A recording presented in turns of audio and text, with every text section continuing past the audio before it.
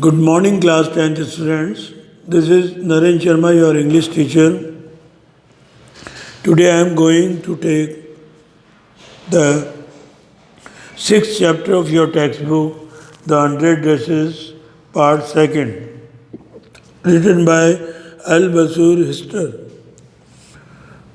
Al-Basur Ister. While the class was circling the room, the monitor from the principal's office brought Miss Mason a note. Okay. Now, I told you in the first part of this chapter that Peggy and Maddie, both these girls, they were just making fun of Wanda Petronsky, okay, who belonged to the Bogonites locality, and basically she was a girl from Poland, okay, who arrived there in America for studies. Okay, so while the class was circling the room, the monitor from the principal's office brought Miss Mason a note. Okay, while the students of the class they were gathering in their classroom, the monitor of the class brought one notice for Miss Mason from the principal's office. जब class के सभी विद्यार्थी class के अंदर इकट्ठे हो रहे थे, तभी उस क्लास के मॉनिटर के द्वारा प्रिंसिपल के कार्यालय से मिस मैसन के लिए एक संदेश लेकर मॉनिटर क्लास में पहुंचा. Miss Mason read it several times and studied it thoughtfully for a while. Then she clapped her hands. Okay. Miss Mason read out the note that was brought by the monitor of the class from the principal office. She read it several times, she read it many times and studied it thoughtfully for a while. She just went through that notice many times. She read it out, and after reading the content of the notice, she just thought for a moment. Then she clapped her hands. तो Miss Mason ने monitor के द्वारा जो principal office से जो एक note ला के दिया गया उसको पढ़ा कई बार, और उसको पढ़ने के बाद, उसका अध्ययन करने के बाद जो है वो काफ़ी भावुक हो गई, विचारशील मुद्रा में हो गई. Then she clapped her hands, फिर उसने उसके हाथ से ताली बजाना प्रारंभ किया. Right. Attention class. While she was clapping, she wanted to attract the attention of the students of the class. Okay. So Miss Mason started clapping her hands in order to draw the attention of the students. Attention class, everyone back to their seats. Okay. Miss Mason asked the class students to pay attention over her, and every student is supposed to occupy his or her own seat.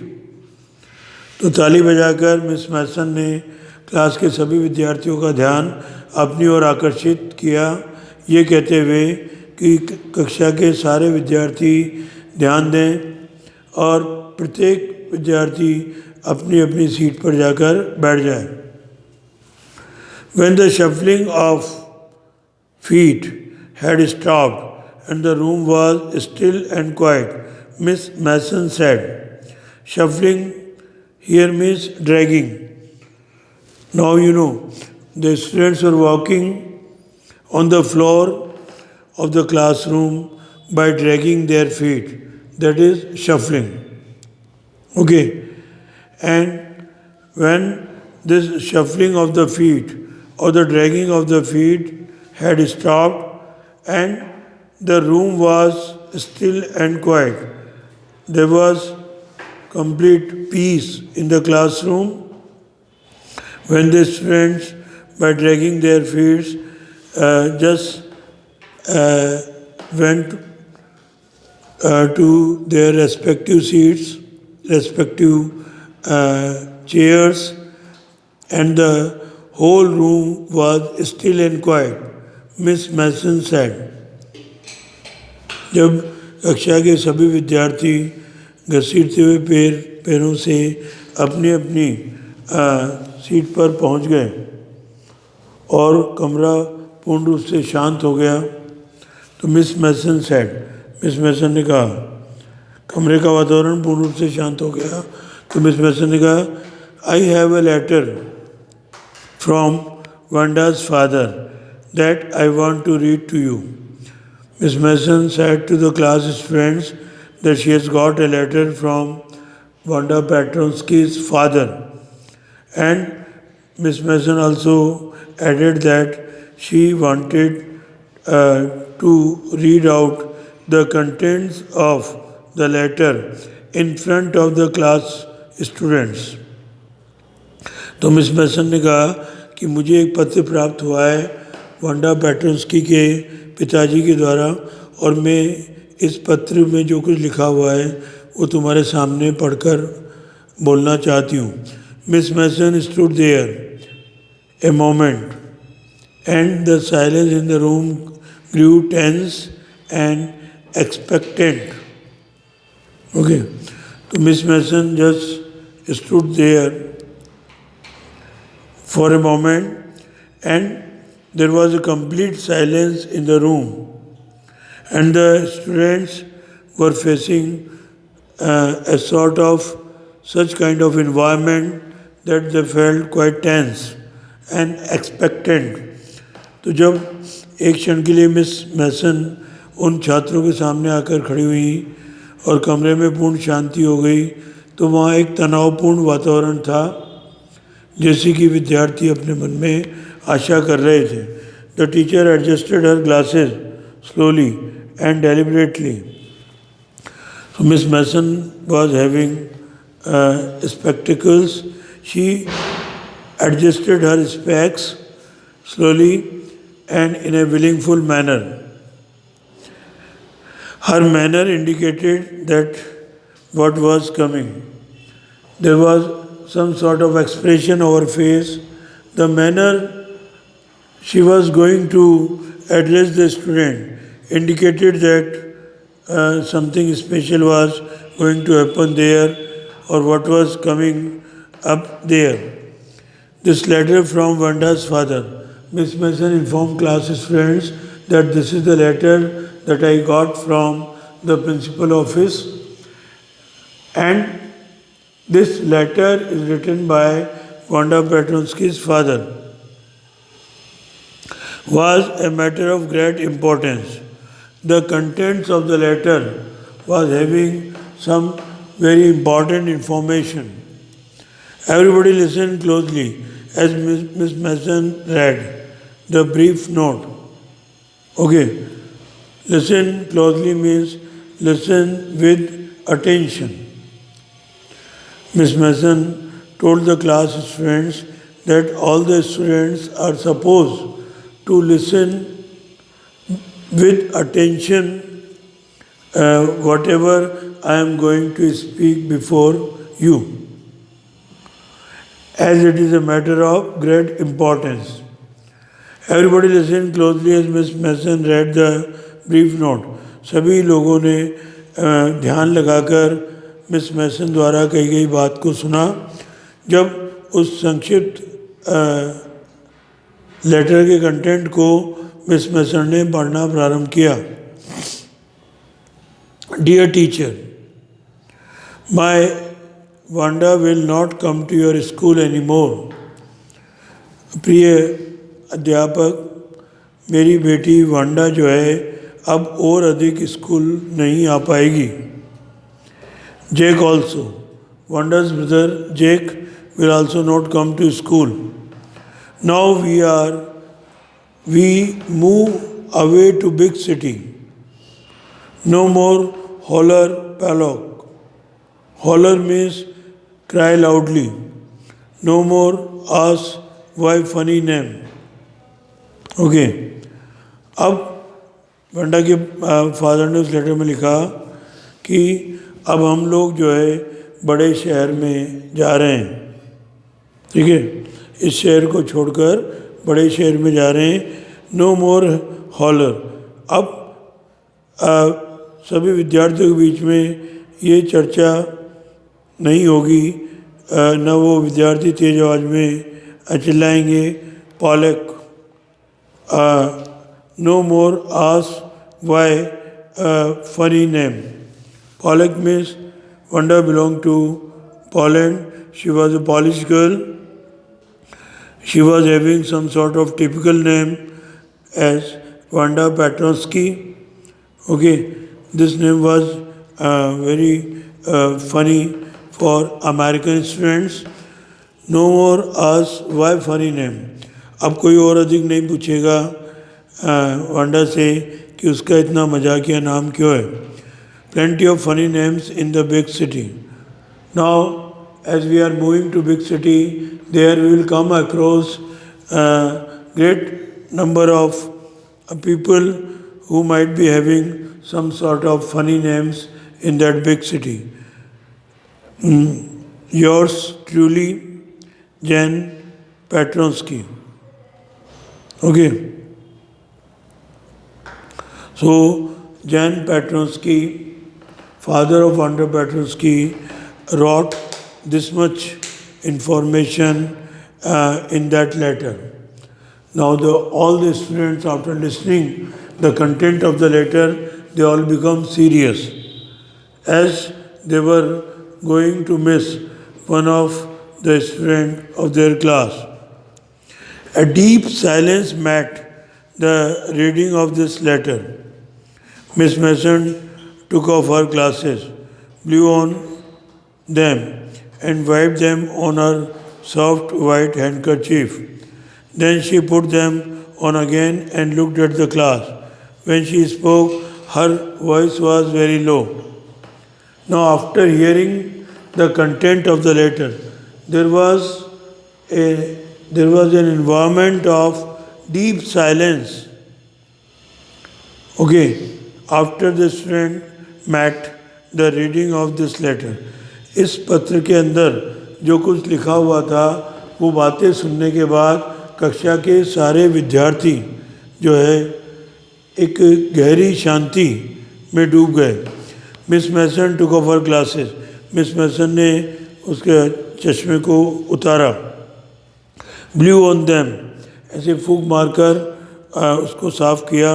And then wiped them off her soft white handkerchief. और फिर अपने सफ़ेद रंग के रुमाल से उस चश्मे के कांचों को उसने साफ़ किया, मिस मैसन ने. Then she put them on again and looked at the class. फिर उसने वो जो चश्मा था उसको दोबारा से पहना और कक्षा के विद्यार्थियों की ओर देखा. When she spoke, her voice was very low. When Miss Mason started speaking to the students, she was greatly upset. She had become somewhat more emotional as she was having a low voice. तो जब miss Mason ने बोलना शुरू किया तो उसकी आवाज़ बहुत धीमी थी क्योंकि वो बहुत भावुक हो गई थी. उनकी प्रिय छात्रा वांडा पेट्रोंस्की उनकी स्कूल को छोड़कर जा रही थी. I am sure that none of the boys and girls in room 13 would purposely and deliberately hurt anyone's feeling because his or her name happened to be a long, unfamiliar one. Right?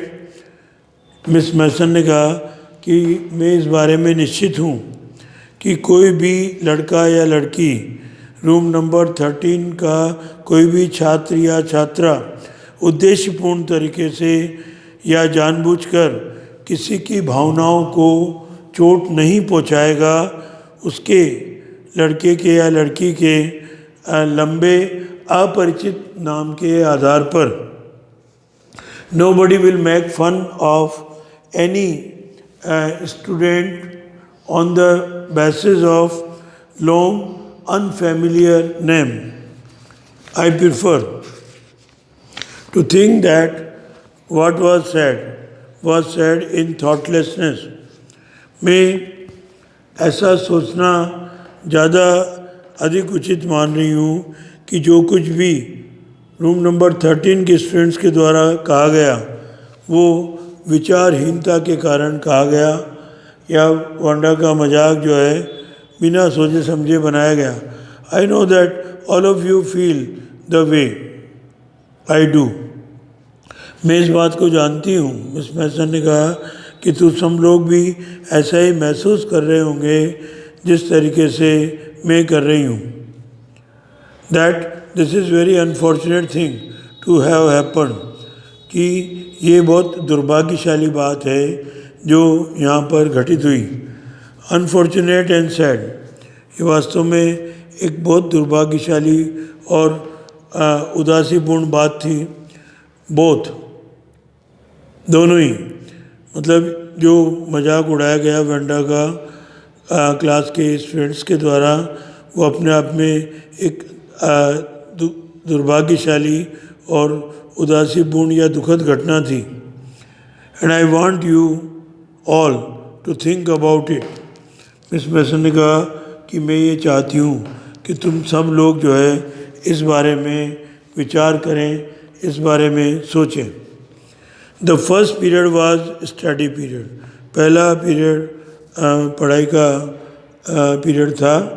Maddie try to prepare a lesson but she couldn't put her mind on her work. Maddie ने उसके पाठ को तैयार करने का प्रयास किया, लेकिन वो अपना ध्यान अपने काम पर केंद्रित नहीं रख पाई। Maddy was greatly upset after knowing the fact that Wanda will not come to her class anymore in future. She had a very sick feeling in the bottom of her stomach. यहाँ Maddie की को जो है बहुत बुरा लग रहा था। मतलब उसको अपने अंदर से at the bottom of her stomach she was feeling a little bit sick after hearing the content of the letter that Wanda was not coming to her class anymore. True, she had not enjoyed listening to Peggy ask Wanda how many dresses she had in her closet. ये बात सही थी कि अब वो इस बात का आनंद नहीं ले पाएगी जब पैगी और मैडी दोनों मिलकर वांडा से पूछा करती थी कि कितनी ड्रेसेस उसके पास हैं उसकी अलमारी में रखी हुई। But she had said nothing, लेकिन उसने इस बारे में कुछ भी नहीं कहा। She had stood by silently. यहाँ पर मैडी जो है वहाँ पर शांतिपूर्वक चुपचाप खड़ी रही। And that was just as bad as what Peggy had done. और ये ठीक उतना ही उसको बुरा लग रहा था जितना कि पैगी को ये बात जानकर लग रहा था। वर्स, पैगी को और ज़्यादा खराब लग रहा था। She was a coward. At least Peggy hadn't considered they were being mean, but she Maddie had thought they were doing wrong. ठीक है, she was coward. She was a coward means वो एक डरपोक किस्म की बालिका थी। और कम से कम पैगी जो है वो इस बारे में विचार नहीं कर पा रही थी कि they were being mean, but she Maddy, कि वास्तव में उसका ड्रेसेस के बारे में मजाक बनाकर उन्होंने एक निम्न या तुच्छ कार्य किया है। Maddie had thought they were doing wrong. Maddie इस बारे में सोच रही थी कि वांडा का मजाक उड़ाकर उन्होंने गलत किया है. She could put herself in Wanda's shoes. वो अपने आप को वांडा की जगह रखकर इस बारे में सोच रही थी. मैडी ऐसा सोच रही थी कि वो अपने आप को वांडा की जगह पर रखकर सोचे. Goodness, wasn't there anything she could do? wasn't there anything she could do? ये बहुत अच्छी बात थी कि क्या वो इस बारे में कुछ कर सकने में सक्षम थी. If only she could tell Wanda she hadn't mean to hurt her feeling. ठीक है. तो यहाँ मैडी जो है वो ऐसा सोच रही थी कि यदि ये संभव होता कि वांडा को वो बता पाती कि उनका उद्देश्य उसकी भावनाओं को चोट पहुंचाना नहीं था. She turn around and stole a glance at Peggy. Maddie पीछे मुड़ी और उसने जो है चुपके से एक झलक पैगी की तरफ देखा. But Peggy did not look up. लेकिन पैगी ने अपना चेहरा ऊपर उठाकर नहीं देखा. She seem to be studying hard. ऐसा प्रतीत हो रहा था कि वो जो है कठोरतापूर्वक अपने को पढ़ाई में व्यस्त दिखाना चाह रही है. Well, whether Peggy felt badly और not, she Maddie had to do something. अच्छा ठीक है. यद्यपि पैगी को बुरा नहीं लग रहा हो, ठीक है, या बुरा लग रहा हो या नहीं, शी मैडी जो है उसको इस बारे में कुछ करना होगा. She had to find Wanda Petroski. Maybe she had not yet moved away. तो यहाँ मैडी ने सोचा कि उसे कैसे न कैसे जो है वांडा पेट्रोस्की को ढूंढना होगा, उसके बारे में पता लगाना होगा. और ऐसा संभव है कि अभी तक वो ये शहर को छोड़कर नहीं गई होगी. May be Peggy would climb the Heights with her. और मैडी ने सोचा कि शायद उसकी सहेली पैगी भी बॉगिन हाइट्स नामक इलाके में जो है चढ़ाई चढ़कर उसके घर तक जाएगी, क्योंकि वो इलाका थोड़ा ऊंचाई पर स्थित था. And they would tell Wanda she had won the contest. और वो दोनों पैगी और मैडी जाकर वांडा को ये सूचना देगी कि उसने ड्राइंग और पेंटिंग कंपटीशन था, drawing and dress making competition जो था वो उसने जीता है. That they thought she was smart and the 100 dresses were beautiful. और दे थॉट, मैडी और पैगी इस बारे में सोच रही थी, विचार कर रही थी कि she was smart. Wanda Petronski एक चुस्त, एक काफ़ी एक्टिव स्टूडेंट थी. And the 100 dresses were beautiful. And the dress designing made by her of those 100 dresses, all the dresses, they were quite beautiful, they were quite praiseworthy. Okay, so this is all about this chapter in lecture number 1. The remaining part of the lesson will be done in future when I am going to take your recording. Okay, till then, goodbye, have a nice time.